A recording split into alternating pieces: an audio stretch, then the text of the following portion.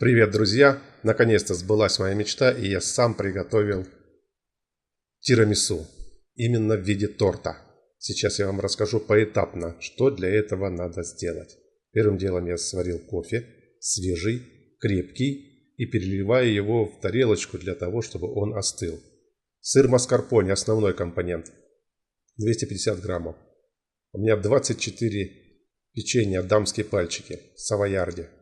Ролик об этом у меня уже есть. 3 столовые ложки сахарной пудры и 3 яйца.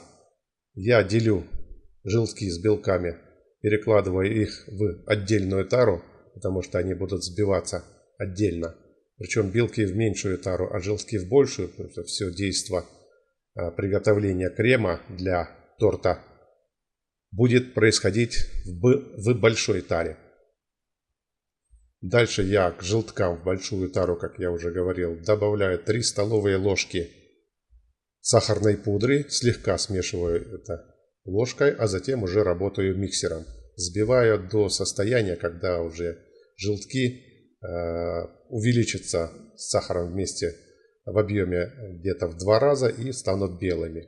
Туда же затем я добавляю нежнейший сыр маскарпоне и дальше опять же миксером это продолжаю взбивать в однородную массу. Следующим этапом я взбиваю белки. Белки надо взбивать до состояния так называемых устойчивых пиков. То есть когда они превращаются вот в такую белую смесь и не вываливаются из тары, в которой они взбивались, если даже эту чашку перевернуть. Потом я по 1, по 2 ложки нежно, медленно это перемешиваю с желтково-сырной массой, для того, чтобы не потерять воздушность. Получается вот такой вот однородный крем. Следующим этапом я добавляю в кофе 4 ложки напитка амаретто. Почему именно амаретто я выбрал, а не какой-то другой там кофейный ликер?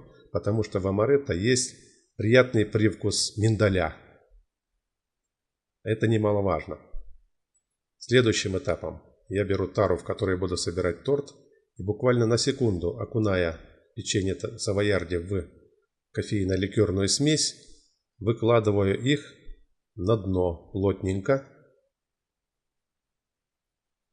И затем уже первый слой печенья я покрываю кремом. Половину крема я выкладываю поверх этого слоя. И разравниваю крем. Затем точно так же выкладываю второй слой печенья. Кстати говоря, можно делать одним слоем. Если это будет делаться в виде пирожных, я надеюсь, что я сделаю ролик еще, как приготовить пирожные. Оставшимся печеньем я заполняю края посуды, которую я выбрал в качестве тары для сбора торта. Разравниваю второй слой крема полностью. И этот готовый уже практически торт я кладу минимум на 3 часа, лучше на ночь, в холодильник для того, чтобы крем застыл. Затем я очень толстым слоем, достаточно большим, где-то трачу на это 80 граммов порошка какао, покрываю его весь равномерно. И практически у нас торт готов к употреблению. Покрывать какао надо его, торт, перед подачей.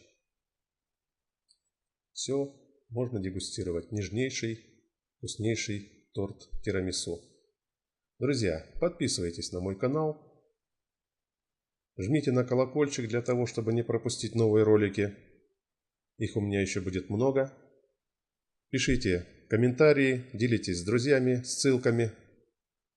Жмите на лайк, если вам ролик понравился. До новых встреч!